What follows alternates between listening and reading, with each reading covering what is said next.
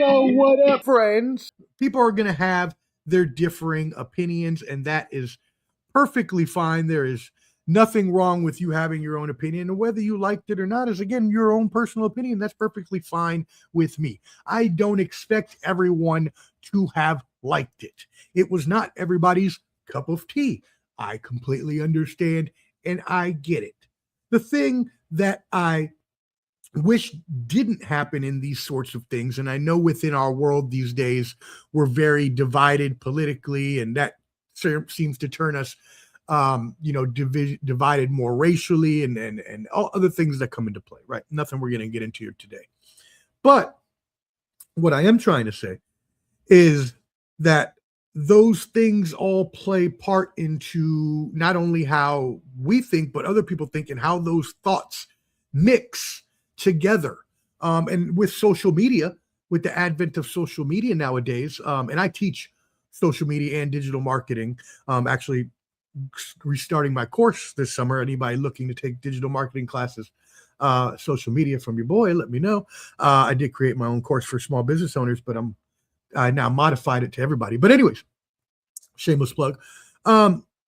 Social media has now allowed this to become rancid. It's allowed, even though I teach it and even though I use it, I can admit it is a bad place. Children shouldn't even be on there, to be honest. I think the law they took up in, what was it, Australia or something, where it's like no one under 14, I think we should have that law, because social media is so bad for young kids, especially for self-esteem reasons and other things of that sort. But irregardless, and yes, that is a word, it's not going to be for everybody, because not everybody maybe even doesn't like dance music or doesn't obviously understand Spanish. I don't understand all the Spanish that he spoke.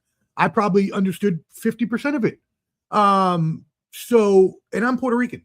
So it's not necessarily about how much you understand or what necessarily happened. I get it. People had issues with maybe the gyrations, a lot of the maybe scantily clad ladies. But look, we went through Usher, who did the same thing, Rihanna, Shakira, and J-Lo. Y'all love, but them ladies came out and shook their hips, didn't y'all? Didn't have no problem with Spanish people back then. Anyway, I'm totally kidding. Anyway, that's funny. Anyways, so I get that, but it's like, all right, that's kind of a tired and played excuse, because we've been seeing that in mainstream media forever now. So then just don't watch the Super Bowl if that's going to be the issue. Really, the issue was the division of politics and President Donald Trump bringing his opinion in. Also, Bad Bunny being ICE, obviously anti-ICE, and bringing that to the forefront. So then you have the two different political parties going at it, and then that kind of sprouts out into the actual racial component of the nation. Which, I mean, I'm not gonna sit here and lie to you. I am the professor. I bring you only the knowledge, fact, and truth here on this beautiful program, the Professor Semanalmente. If we're gonna look at the majority of a conservative party, it's white, and the majority of the Democratic Party is, well, still probably white, just because there are majority white people in this country. But it's also many more minorities, is what I was trying to say. I thought about that in my head. I was like, it's still probably mostly white, but many more minorities is what I'm trying to get at. So there's different views that people would take looking at that from those sides of things. So I completely understand. And again, maybe I don't even like dance music. I do like this kind of music because it's reggaeton, and it's the culture where I come from in Puerto Rico. This is part of it. I know it's kind of a newer part of the Puerto Rican culture. I get, obviously, they didn't have reggaeton and stuff back in like the 50s, but music has come along in all those areas. So, I mean, even if you're talking hard rock back in the 70s, and all of those bands back then. I mean, come on now. I mean, the prudeness of the issue needs to be set aside, or you just shouldn't watch a mainstream program at all. Because I am in no way, I am Christian. I don't necessarily think that kids should necessarily be subject to those sorts of things. But for me personally, as a 45-year-old man, I would much rather watch that than watch the Super Bowl in, like, I believe it was like 1992, right before they went, no, not 92. What was it? It was like 80 something. Anyways, right before they started going to performers. And it was like a marching band. And then there was one with like these people like riding fake horses and like little kid costumes. And it was like, no, what are we doing? I don't want to watch this crap. I'd rather watch this, even if it is sometimes a little over the top, which I can agree with. I can understand where you would be coming from if you said that, but don't say it now, because again, we've been seeing that for 20, 30 years now. Especially all you people that grew up in the peace and love hippies era of the 70s. I don't want to hear nothing from y'all, all y'all metalheads and rock heads, and I don't want to hear nothing. But anyways, back to what I was saying. He represented our culture, my culture, the culture of Puerto Rico, beautifully. Everything from the beginning, where you see the old dudes playing dominoes, which you see at every single party. The piraguas, or which is like what they had, which is like a ice, like snow cones, but it's not in a cone in Puerto Rico. But anyways, that's what it's called. Or when the little kid was like sleeping, and I know that's kind of like more akin to many cultures, but this happens all the time in Spanish parties. Like a little kid will just fall. I've been this little kid before. Will just fall asleep across like 3 hard chairs while all the rest of the people just dance all night long, and they'll just leave the little kid there, and someone will check on him every 30 minutes or so. That was hilarious. Anyways, and then going all the way to being really poignant with the song to Hawaii, saying "Don't let it happen to us," and then the power outage song with the visuals of the power line sparking, which is still, if you don't live in Puerto Rico, you probably don't know, still is a really big deal. People on that island are getting power outages all the time still now. My family still gets power outages. It happens even when there isn't a storm. So these are things that he brought into the fruition, and he wanted to bring to the mainstream so that people understood the problems that we are experiencing in Puerto Rico, and the problems that should not be experienced, because we are a territory of the United States. The United States conquered and took over us. And if that's the case, then we should be taken care of and loved just the same as any other American state. And that goes for Guam. That goes for the U.S., Virgin Islands, which I now know is half kind of owned now. I learned that when I went this past time. I did not realize that, but there's like some joint custody type stuff going on there. I don't know. Anyways, but by the way, Virgin Islands, very beautiful. Shout out to mi mama. We went on a cruise to the Caribbean and went to all these places. Where was it? Barbados, and where else did we go? I saw the home of Rihanna. They took us by Rihanna's house. I was half asleep because it was like 8 a.m. I didn't want to get off the ship. I was trying to sleep in, but I was dragged out there by my beautiful mother. But I got to see Rihanna's house. Not that I no offense, Rihanna. I don't care for your music that much, but hey, I can say I saw it. Anyways, moving on. I got way off track there. The Super Bowl, by the way, averaged 124.9 million viewers, 137.8 million during the second quarter it peaked at. Now, for the halftime show specifically, Bad Bunny came in at 128.2 million, down last year from Kendrick Lamar's 133.5, which is obviously the highest ever. Now, there's obviously going to be discrepancies. I don't care. It doesn't matter to me. I loved Kendrick's last year as well, so I love both of them. It doesn't really matter which one is number one, because they both brought knowledge. If you go back and see Kendrick's, it was a lot like Bad Bunny's, bringing knowledge to the plight of the African American culture. Anyways, that being said, I guess the top now is Kendrick Lamar's number one. Michael Jackson number two. This is in terms of ratings, which obviously really doesn't mean much because Nielsen changed their ratings a few years ago, and even last year they came out with the Big 4+ data, which is a new way of them measuring, because now they're taking into account all kinds of like bars and streaming platforms and other places that they didn't necessarily take into account before. I know they took into account bars before, but I mean it's kind of a different counting system for it. Anyways, you've got to go read up on it, but it's a new Nielsen. So all of the ones are going to be high now these days, right? Because they're just, the viewership count is going to be different by Nielsen. So you'll see that jump when Rihanna came around and it jumped up to 120 million. That's when new numbers started getting added in because they started measuring differently and measuring more. So inherently you're going to have more viewers. But this was obviously the most watched by a Spanish language community. And I think once you if you really erase the discrepancies of globally, you may even have seen more for a Bad Bunny or more for a Michael Jackson, or more for someone who, or Rihanna, someone who's global instead of just Kendrick Lamar, who is global, sure, but more United States fandom. I mean, I would think so. Anyways, I did want to bring all that up because I know there was a lot about it. But look, anything is going to be something someone doesn't like. Not everyone's going to like everything, is what I'm trying to say.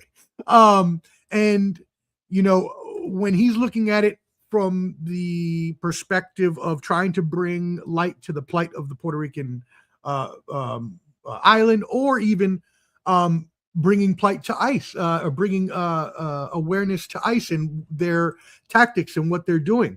I mean, I'm not anti-ICE, but I agree that their tactics need to be way better.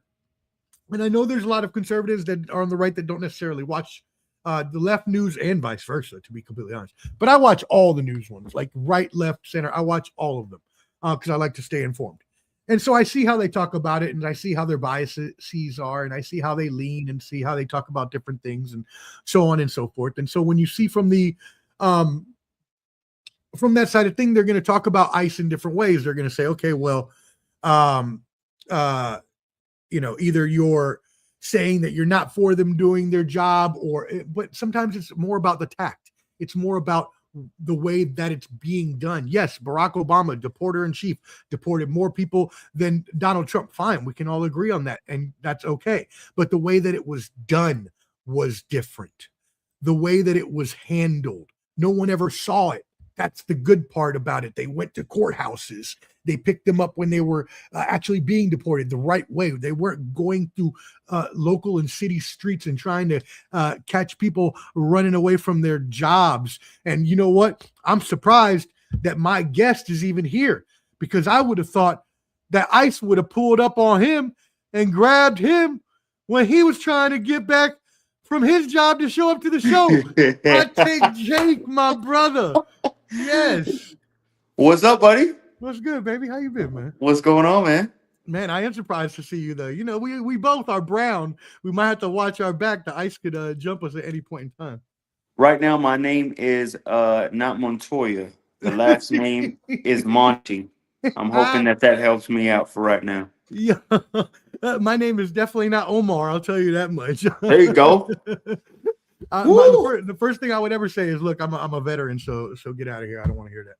Exactly. But anyways, I was talking more about the Bad Bunny halftime show and what it meant to me as a Puerto Rican and representing the culture and stuff like that. But that I did understand that not everybody is going to like it, because it maybe isn't your cup of tea. Maybe English isn't your language. Maybe you don't like dance music. Maybe you don't like the, kind of booty shaking and stuff like that. And there's many reasons that you might not like it. I completely understand. Can I ask you something real quick? Yeah, please. Did we have any issue when the beautiful J-Lo and Shakira came out and started shaking the maracas? Come on, man. What are we doing here? Talk to me, brother. I know you were trying to get in here, and that's why you missed it. But I just said that 5 minutes ago. I said y'all wasn't complaining when they were shaking them hips. That was my whole point. Bad Bunny is the most popular, I would think, singer right now in the globe. Oh, right by far. Yeah, by far. Will we not say that? Yeah. Yeah, that's my whole point. He was for 3 years, and then Taylor Swift took him over for 2, and then last year he was the global superstar again, since Taylor didn't have any albums. I can't hate on it. I think it was a good move by the NFL. Look, do we want to watch the Who again trying to sing? No, and I love the Who. I love the Who, but no, I did not like that. Come on, man. I want the guys in their prime. We want to watch the guys in their prime, man. Yeah. I don't want to see Bon Jovi next year about to break a hip trying to sing "Have a Nice Day." Come on. I want my guys in their prime. Come on, Omar. We know this. I hear you. I need to get your opinion on my top 5 halftime shows of all time. All right. Go ahead. Number 1, no doubt about it, is Prince. Purple Rain in the middle of the rain is just serendipitous. Look at this. Look at him playing in the rain, Purple Rain. It was just a great look. He's one of the greatest guitarists ever, anyways. And when you put him out there with that type of crowd, it's going to be great. Also, I picked that Diddy, that 50 Cent commercial as the best Super Bowl commercial. That shit was funny. He was cracking me up. But he's so petty. But anyways, so number 2 after Prince would be Michael Jackson for me. I know you weren't born for these, But Michael Jackson in, I believe it was 1993. That was such an amazing concert, such an amazing event, and it was just beautiful. I watched these. I think my hot take. Well, I think you put it already. Prince was better than MJ's, right? You had that. Yeah. I got Prince number one. Okay. Yeah. Prince number People one. go by sales of what was watched the most, and they'll go MJ automatically number one. No, but I do always, and I know Prince is the better artist in terms of talent, in terms of, because he could play guitar and play all the instruments and do all this other stuff. But in terms of actual like celebrity and personality and actually being able to like sing and get everybody off their feet, that was Michael Jackson. So, but anyways, number 3 would be for me the Bad Bunny. Number 4 would be no. You know what? I'm gonna take that back. Yeah, no, I'm gonna leave it there. Number 3 would be Bad Bunny. Number 4, the Dre, Eminem, Snoop. Yeah, I have that in my top 5. 50 Cent, and then 5 would be Kendrick. And I could switch those up. I could switch 3 through 5 anyway. I have Kendrick in my top 2. Okay. I respect that. I loved Kendrick, so I can respect that. I love what Kendrick did last year. Yeah, I did too. I think that was if people didn't notice, that was his final nail in the coffin to Drake, ending that rap battle, saying, I was going to make sure that I could play it on the biggest stage of them all. I think he ended them there. I have most of them in there. I do believe, though, Rihanna put on a good show. You didn't like Rihanna's? I'm just not a fan of her music. I like Rihanna. I mean, she's fine. I just don't care for her music that much. That's all. I don't care for that much pop music in general. So I mean, it's probably, if I had to say, that would probably be my least favorite genre, is like mainstream pop. But a lot of people like her, so I completely get if you put it in there. I mean, I like her. I believe the only one I'd probably take out of your top 5 is kind of crazy, but I didn't care for MJ's. Okay, well, first of all, I think he showed too much. Omar, that damn halftime show, and they even have behind the scenes. They say MJ's literally standing there for a minute and a half, killing time. Killing time. He was standing there because the beautiful tension and the beautiful applause starts building, and everybody's getting so frantic. So, I mean, I thought it was great. I thought that was the best start to it. It was like, you just let it build. Let the tension build. Subscribe on YouTube at Ball and Buds for sports and entertainment.